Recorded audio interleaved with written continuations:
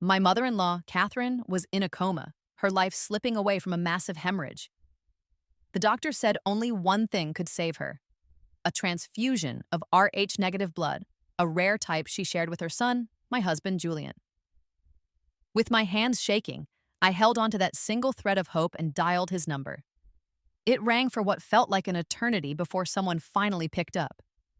The voice that answered, however, was not his. It was the sickeningly familiar sweet tone of my sister Chloe.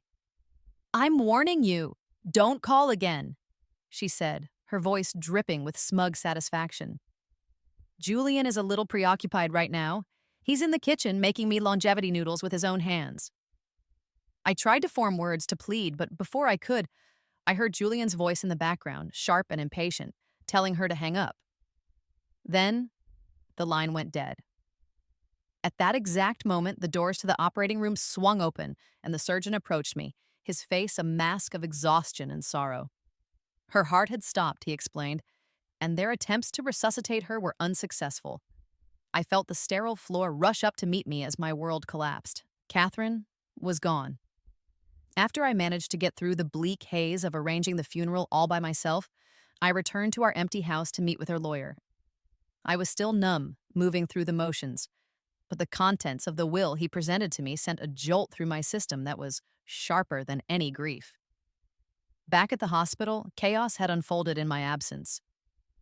"The entire supply of rare blood from the bank has been used up, and it's still not enough," a doctor had been shouting. "Notify the patient's family to come and donate blood." "What are you waiting for? Go!" Another voice had chimed in. "Vice President Croft has this blood type. Find him, now!" But it was all too late. Before a nurse could even be dispatched, the doctor had emerged, shaking his head wearily. "The patient has passed. Please accept our condolences. You can go see her one last time." Trembling, I had walked to Catherine's bedside, my eyes tracing the lines on her peaceful but unnaturally pale face. Her hair, usually so vibrant, seemed grayer, and her lips were ashen. Even after multiple transfusions from the hospital's reserves, why did she still look so drained of life? I clutched her hand, which was already beginning to feel cool to the touch, and the tears I had been holding back streamed down my face. Just a few hours before, she had been holding my hand, walking with me through her beloved rose garden. She'd been speaking cheerfully, telling me that if I was truly unhappy in my marriage, I should leave Julian. She wanted to adopt me as her own daughter, she'd said with a smile.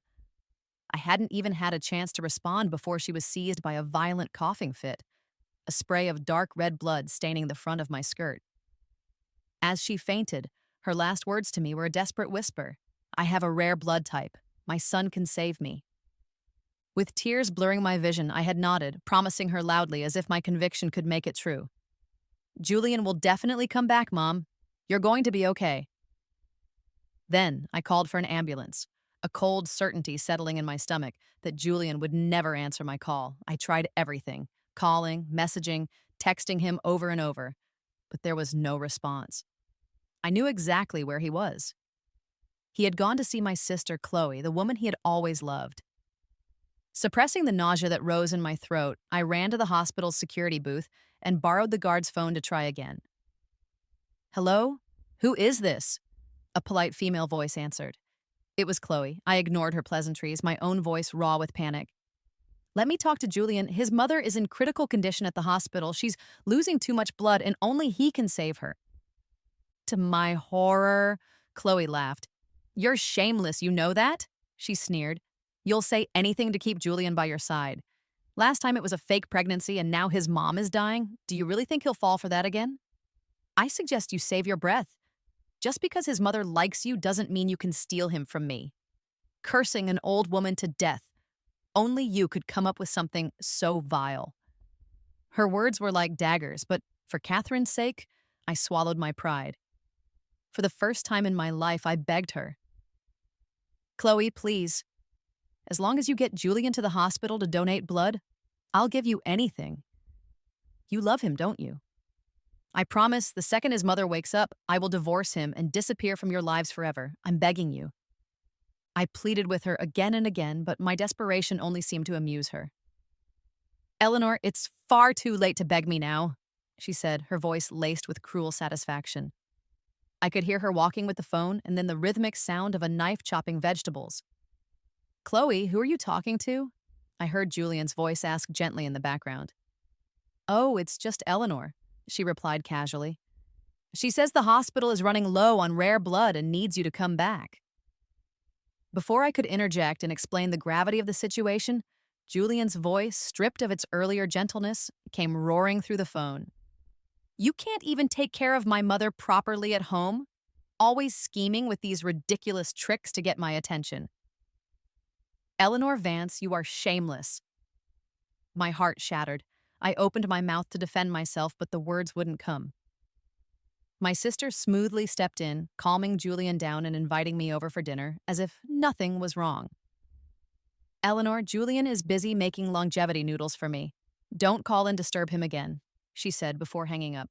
I knew then that he wasn't coming. Once the hospital's limited supply ran out, Catherine wouldn't survive. I sat on a bench outside the emergency room, sobbing quietly as I watched the flurry of medical staff rushing around feeling utterly powerless. I told the doctors again that the patient was Vice President Croft's mother, that he had the same rare blood type, but every attempt to reach him ended with a busy signal. The vigil continued until I heard the doctor's final, devastating words. Please accept our condolences. We couldn't save her. I felt myself slide from the chair, my body numb, as a nurse guided me to see Catherine one last time. Her eyes were wide open, as if she was asking me a silent question. Why didn't my son come to save me? A wave of excruciating pain ripped through my body, a pain so intense I couldn't tell if it was from grief or something else entirely. It wasn't until a nurse came to console me and noticed the blood pooling at my feet that the other tragedy of the night was discovered. Miss Vance, I just shook my head with a faint, broken smile before I collapsed. When I woke up, the first thing I saw was a sterile white ceiling, an IV drip attached to my hand. A nurse bustled into the room. You just had a surgical procedure for a miscarriage. You shouldn't be trying to get out of bed, she chided gently, urging me to lie back down. I forced a smile and asked about my mother-in-law. After checking my vitals, the nurse's expression softened with pity. You fainted yesterday from a severe uterine hemorrhage. The elderly woman's body is still in the morgue. We need to send her for cremation by today at the latest, but we still can't reach Vice President Croft. Her voice was soft, but every word was a hammer blow. My husband's own mother had been dead for a full day, and no one was there to claim her body. And I was lying in a hospital bed, recovering from a miscarriage, while my husband was with another woman. My phone buzzed with a new message. It was a photo from Chloe showing Julian carefully bandaging her finger.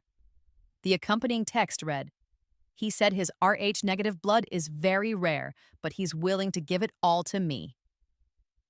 It was a boast and a warning, a message not to waste any more effort on him. I stared at the words, a profound sorrow for Catherine washing over me.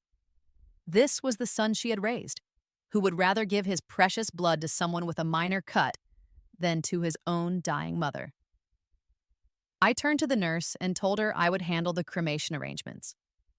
A few hours later, with my mother-in-law's ashes in a simple metal canister, my husband finally decided to come home. He actually took the initiative to call me first. "Eleanor, where's my mom? Did you make her angry again?" he demanded, his voice laced with accusation. I muttered a curse under my breath and carefully carried the canister home. When I walked in, I saw Julian and my sister sitting together on the sofa, their expressions turning to disgust as they looked at me. "What is that junk you're holding? Throw it out right now," Chloe said, leaning against Julian as if she had no bones. He seized the opportunity, snatching the canister from my hands and letting it fall to the floor. The lid came off, and a cloud of gray ash scattered across the polished hardwood. My eyes, red and swollen from crying, glared at them with such intensity that Julian actually shivered. He quickly recovered, saying righteously, "It's just some stupid dog. It's dead, so what? Why would you bring its ashes into the house? How unlucky." Chloe wrapped her delicate hands around his arm and cooed, "Julian, darling, don't be angry. Eleanor is still young. She doesn't understand." I remained silent. I reached into my handbag, pulled out the official death certificate, and handed it to Julian. Your mother is dead, I said, my voice flat. These are her ashes. He tightened his grip on the paper, his knuckles turning white. Chloe's expression faltered. I turned and walked toward the stairs to pack my things. Stop right there, Julian yelled. What is the meaning of this? You'd even fabricate a death certificate to curse my mother just to get my attention. You have some nerve. Don't think you can do whatever you want just because my mother protects you. Seeing Julian's mounting anger, Chloe burst into performative tears. It's all my fault, she sobbed. I was the one who insisted Julian stay with me. That's why Eleanor got so upset. Eleanor, no matter how angry you are, you shouldn't say something like that about Aunt Catherine. I was too disgusted to even look at them. I sneered, Julian, you really love her this much, don't you? Enough to disregard whether your own mother lives or dies. Well, now that your mother is gone, you two can finally be together. Let's get a divorce. With that, I walked away without a backward glance. Chloe looked uneasy, but she maintained her composure. Aunt Catherine has always been in perfect health. It must be a trick, she whispered to Julian. He readily agreed. As the deputy director of the hospital, he knew that he and his mother shared a rare blood type, and he had previously arranged for an emergency supply to be stored for her. He felt reassured, convinced this was just another one of my elaborate schemes to get him back. Just like that, he embraced Chloe and led her upstairs into our marital bed. He had no idea that while he was lost in his affair, the rest of the world had been desperately trying to reach him to save his mother's life. I left the house, wiping the tears from my eyes. I took out my phone and began to make calls, one by one, to Julian's relatives, his friends, and his senior colleagues at the hospital. I told them all that Julian had finally returned home and asked them to come over. Soon the house was filled with people. I led them inside, where the ashes remained scattered and untouched on the floor. Some frowned, others looked confused. This is... someone started to ask. I nodded grimly and gestured for them to follow me upstairs. We didn't even have to push the door open. The sounds coming from the master bedroom were unmistakable, and I watched, detached, as the expressions of everyone behind me shifted from concern to disbelief and then to disgust. While everyone was worried sick about him, he seems to be fine, one of his uncles remarked dryly. His mother's memorial hasn't even been a week, and he has the energy for this? Another person muttered. Is he even human? At those words, the reality of the situation finally seemed to dawn on everyone. Catherine Croft was dead. The door was kicked open, and more than a dozen people surged into the bedroom. The two on the bed screamed in shock. Julian was the first to recover, his eyes finding me by the door. Are you insane? He roared, pulling a sheet around himself. Calling people here to gawk at me? I suddenly burst into laughter, a wild, unhinged sound that drew everyone's attention. My uterus was removed, I announced into the stunned silence. I can never have children. Chloe, who had been hiding under the covers, lifted her head at this. That day, I continued, my voice gaining strength, I hemorrhaged and lost the baby. Your mother died, Julian, and so did my only child. The crowd, which had been buzzing with whispers, fell completely silent. How could you be pregnant? Julian stammered, genuinely panicked now. Wait, what do you mean my mother is dead? He scrambled out of bed, completely naked, and grabbed his eldest uncle, demanding to know if it was true. The old man could only nod solemnly. I smiled a bitter, broken smile. I also want to know why I was pregnant. Maybe you should ask yourself, Julian. It's because you came home drunk one night and mistook me for Chloe. The onlookers exchanged shocked glances, and Julian's face turned a deep shade of crimson. He lunged at me and slapped me across the face. Eleanor, I gave you the position of my wife. Don't push your luck. He then turned on the crowd. And all of you, get out? Don't you have patients to see at the hospital? Their emotions had cycled from concern to amusement, and now, finally, to righteous anger. Chloe, seeing the situation spiraling, reverted to her damsel in distress persona. Blame me, she cried sweetly. It was I who seduced Julian. I've made the mistake that all women make. After what happened today, I can't face anyone. I might as well die. She made a show of running toward the doorframe as if to end her life. Julian managed to usher everyone out, leaving just the three of us in the room. Go on, Chloe, I said coldly. If you have the guts, die right here. You can keep Catherine company, but you don't dare, do you? Julian didn't notice the fleeting look of resentment on Chloe's face as he pulled her into a protective embrace. You venomous woman, Eleanor, he spat. You'll get what's coming to you. I looked up at the ceiling. Catherine, do you see this? Your son would rather believe I'm trapping him than accept that you're gone. Julian, I'm telling you one last time. Your mother is dead. She died on the very night you were making longevity noodles for Chloe. You ask why no one told you? It's because your phone was unreachable. With every word, Julian's expression grew darker.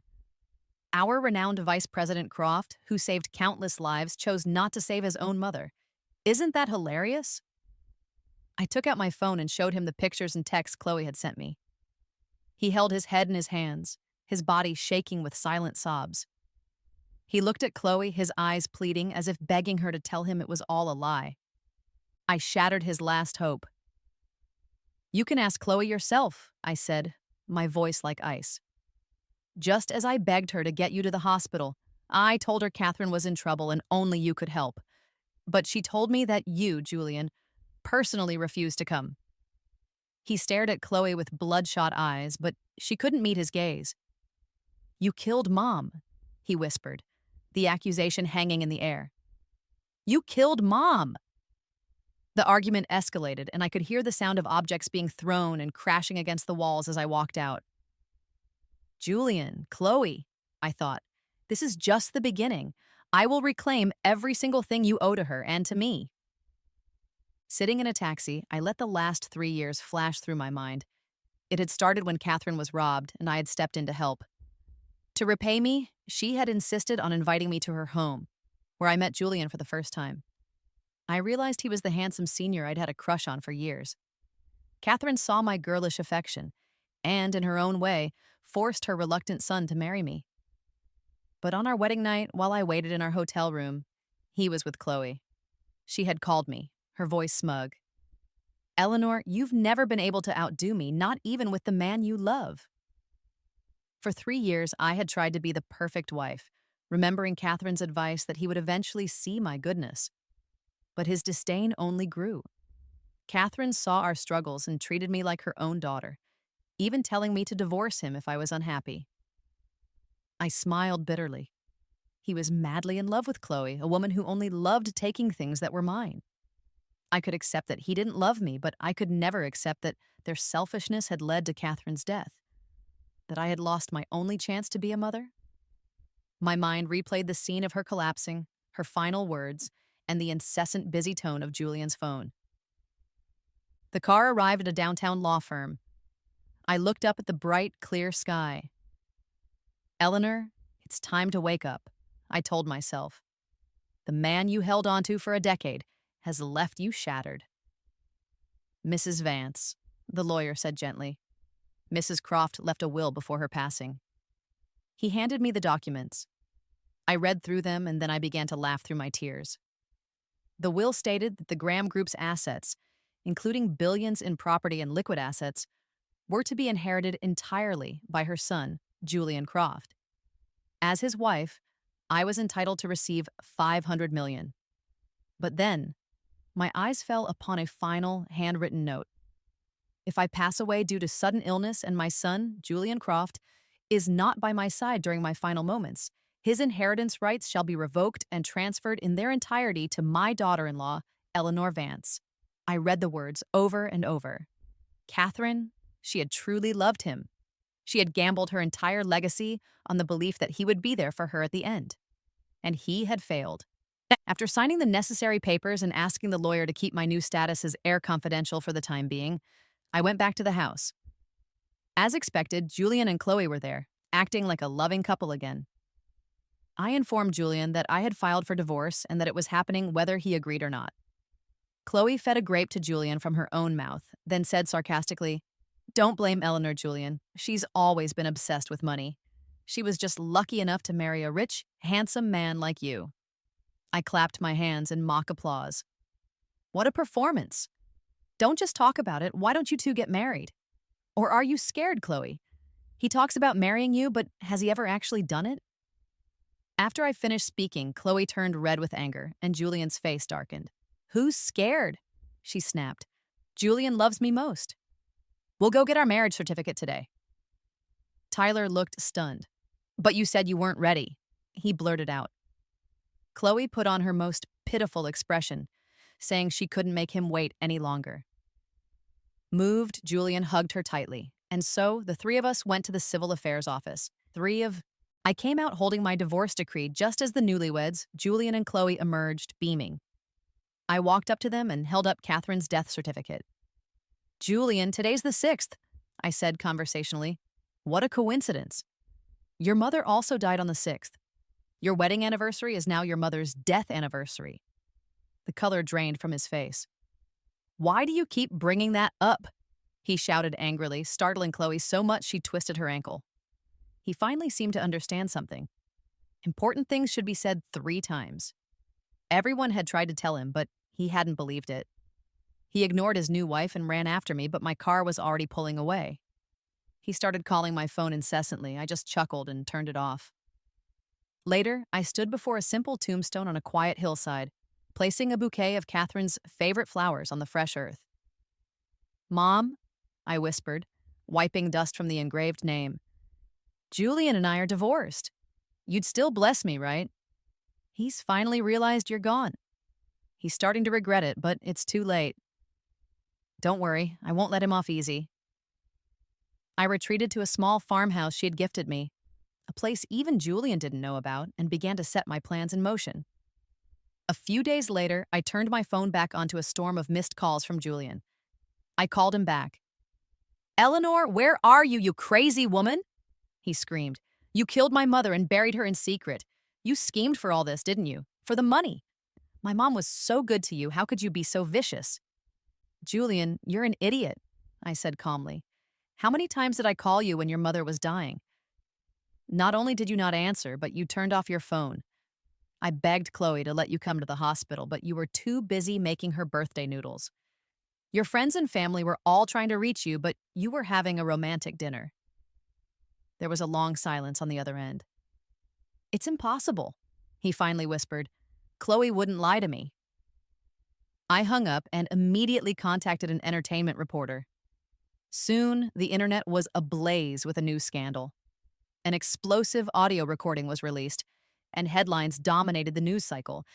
#Julian Croft Slover, #Catherine Croft passes away, #Julian Croft's affair led to mother's death. While Chloe was panicking, trying to get the stories taken down, Julian slapped her across the face. Tell me how my mother died, he demanded. I don't know, she stammered. Eleanor said my mother needed my blood. Why didn't you tell me? He pressed. Chloe struggled to compose herself. Darling, you told me you had an emergency supply stored for her. You know, Eleanor, she'd make up any lie to get you home. I've been with you for years, and I was heartbroken when your mother passed away, too.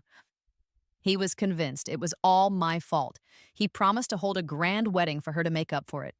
But before they could celebrate, his phone rang. When he hung up, his face was pale with rage. He smashed the phone on the ground. Honey, what happened? Chloe asked. She picked up the broken phone and her face went white. The screen showed a gallery of shockingly explicit photos. The woman in every photo was her. Honey, it's not me. I didn't do it. She trembled, cutting her hand on the shattered screen without even noticing. Tyler walked out, his voice icy. You'd better pray this wasn't you. It was Eleanor, Chloe shrieked after him. She's trying to drive us apart. He paused. He trusted Chloe, but could his once obedient ex-wife really do something so vicious? I was, in fact, scrolling through the latest trending topic. #Croft wife. Slover climbs social ladder. Chloe, oh Chloe, I thought, you never knew you had a long-lost twin sister, did you? She was a tremendous help. With the same face, who could prove the woman in the photos wasn't you? On the other end of the line, Chloe was screaming curses at me. I just laughed. Aren't you curious why you've never been able to conceive? I asked sweetly. Don't thank me. It was Julian. I hung up, feeling a grim satisfaction. I'd known for a long time that Chloe was infertile. Catherine had told me, swearing that no other woman would ever carry a Croft heir. She had been lacing Chloe's food with a drug, and Julian, thinking his mother had finally relented to their relationship, had been the one to personally feed it to her every day. As expected, Chloe and Julian got into a violent fight, one that ended with the police being called. She accused him of making her infertile. He accused her of being a promiscuous cheater. Their argument escalated into a physical brawl right as reporters burst through the door. While that news was breaking, I arrived at the hospital with my legal team. I had my lawyer publicly announce that I was taking over the hospital and removing Julian from his position as deputy director. Days later, when he showed up for work, security stopped him at the door. I summoned him to the conference room, where journalists and shareholders were waiting. The lawyer presented Catherine's will. As he read the final clause, the room fell silent, and all eyes turned to Julian. "This can't be true," he repeated, his face ashen. I took the microphone. "From today onward, I will take over the Graham Group. Julian Croft will leave with nothing." He returned home in a daze to find that Chloe already knew. She anxiously asked if it was true. He nodded. He had nothing left. "Julian, you have no money," she said, pushing him away. "How are we supposed to live?" He told her the properties and bags he'd bought her were worth a fortune. "If you think you can spend my money, forget it," she bristled. Then her tone softened. "Besides, I don't have any money either. I gambled it all away. I owe $30 million. Just then, a crowd of men forced the door open, demanding repayment. "This house looks decent enough," their leader said. "Perfect to cover the debt. Get him to sign the papers, then throw these two out." That night, the pampered, now homeless Julian Croft showed up at my new suburban house with a can of gasoline. He doused the front porch and set it ablaze, laughing like a madman as the flames grew. "Eleanor, you bitch, go die!" he screamed. A woman's screams for help came from inside.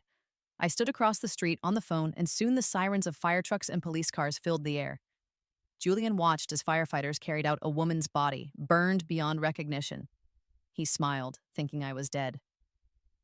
As they put the cuffs on him, I stepped out of the shadows behind him. "Julian," I said softly, "you couldn't even see who the dead woman was?" He stumbled backward in terror, asking how I was still alive. I leaned close to his ear and whispered, "I lied to Chloe. I told her the will was fake and that the real one was here. I watched from across the street as you set the fire, as you burned your precious Chloe to death. Her eyes were still wide open when they carried her out, Julian. You couldn't save your mother, and now you've murdered your wife." I saw him one last time before his execution. His eyes were empty as he looked at me. "You're not Eleanor," he said. I clapped slowly. I never expected him to have a moment of clarity at the end. He was right. I am Eleanor, and yet I am not. I am Eleanor's twin brother, Elias Vance. I searched for my sister for many years, and when I finally found her, she was happily married to the boy who had once helped her. But over time, she grew depressed. She told me how wonderful her mother-in-law was and that she didn't want the kind old woman to see her so sad. I offered to take her place for a while, to stay by Catherine's side so no one would notice. I began to adapt to her life and discovered that Catherine truly was a wonderful person. Perhaps because I'd lacked love my whole life, I couldn't tell if my feelings for her were those of a son or something more. I fled in a panic. I only returned when my sister, the real Eleanor, told me Catherine had passed away. I was the one who kept calling Julian's phone, but no one answered. The hospital's reserve of rare blood had long since expired. After Catherine died, my sister, broken from her miscarriage and grief, hanged herself at home. When I found her, I knew what I had to do. They all refused to save you, Catherine, Eleanor. So I will make sure they all die. And you won't be alone anymore. I kissed the cold marble of Catherine's tombstone and wept.